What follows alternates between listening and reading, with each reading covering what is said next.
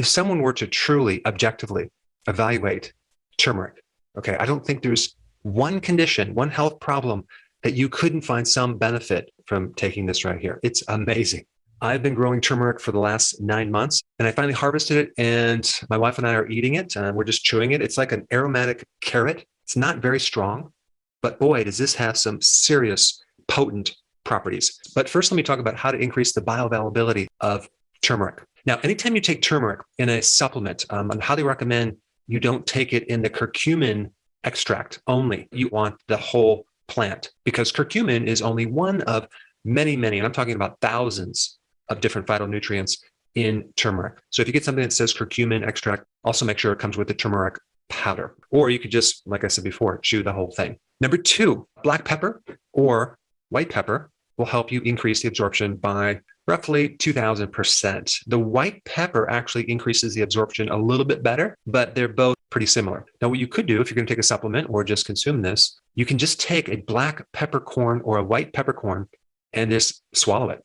That will help. And thirdly, add some fat at the same time you're consuming it. The question is why? Because a lot of these phytonutrients, including curcumin, are fat soluble. So in order to better absorb them, you need some fat. You can do ghee, you can do butter, MCT oil, coconut oil, olive oil, any of the fats, just a little bit. Now, the other thing to know is that these phytonutrients are a bit heat sensitive.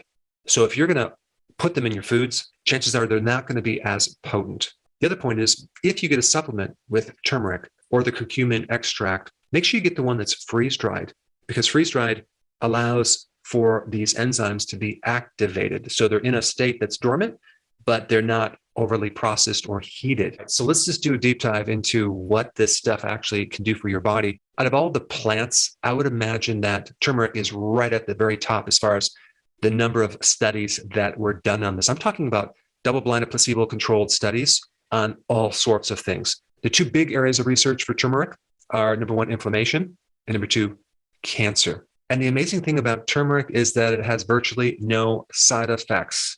There's been no deaths, no serious side effects, maybe some slight digestive problems if you have too much. But even at high doses, there's no major serious side effects like there are with medications. And they've compared a lot of different medications to turmeric, and turmeric keeps up with these medication effects. Okay, so let's start with antioxidant potential. It increases glutathione. It increases other antioxidant networks in your body by actually increasing your ability to activate these antioxidants. There are certain genes that turn on or turn off your antioxidants, and turmeric has the ability to turn them on to help fight off free radical damage that's involved with oxidation and inflammation. Turmeric also has potent effects for your brain and nervous system.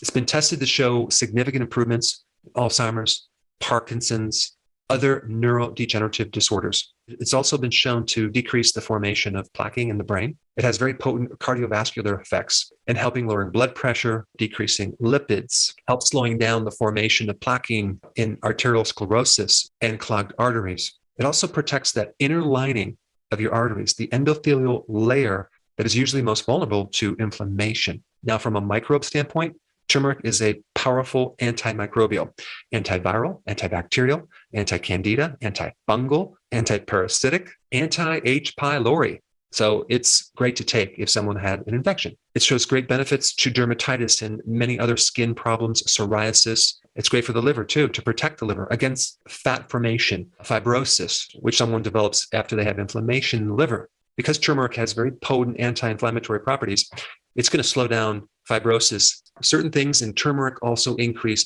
bile salts, and that gives you a whole cascade of improving digestion, increasing the fat-soluble vitamins. Turmeric helps support the gut mucosal lining, and that's really important to prevent autoimmune diseases, allergies, and immune deficiencies.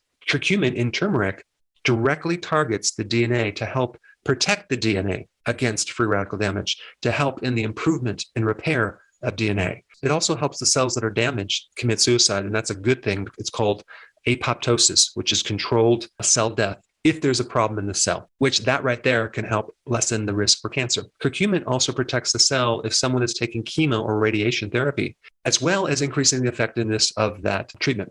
Turmeric also helps the endocrine system in many different ways. One big way is to make insulin more sensitive. So if someone has insulin resistance, as a pre-diabetic or a diabetic. It helps insulin become more sensitive. There's been quite a few studies, and I'm talking about like clinical trials that are double-blinded, placebo-controlled studies showing protection against a pre-diabetic going into a diabetic. Also, at the same time, diabetics taking this greatly reduce the complications from diabetes. So even though they have diabetes, they have a lot less side effects. Also, turmeric shows great therapeutic benefits in being an adaptogen, which is something to help you increase your tolerance against stress. This has also been used to help depression, anxiety. So it can help both mood disorders as well as cognitive disorders. But like I said before, cancer and inflammation are the two primary things that turmeric is known for. There's a lot of research in many different types of cancers, not only directly targeting the cancer, but inhibiting a lot of the mechanisms that are involved with cancer, including inhibiting angiogenesis, which is feeding blood flow to the cancer, countering some of the mechanisms that cancer and tumor cells use to suppress your own immune system. So it actually helps your cells prevent the cancer cell from surviving. And also in one study, they found curcumin inside a colon cancer cell, which means that somehow it ended up there, which is a good thing because now that can create some really cool effects. There's many different pathways involved with inflammation. And so curcumin seems to inhibit most of those pathways, which gives a very broad spectrum approach for inflammation. I'll include one study that shows all the different medications that work for inflammation and then how curcumin mimics a lot of these medications. And so curcumin is not actually a root, it's a rhizosome, which is kind of like the stem of a plant that lives underneath the soil to help protect it.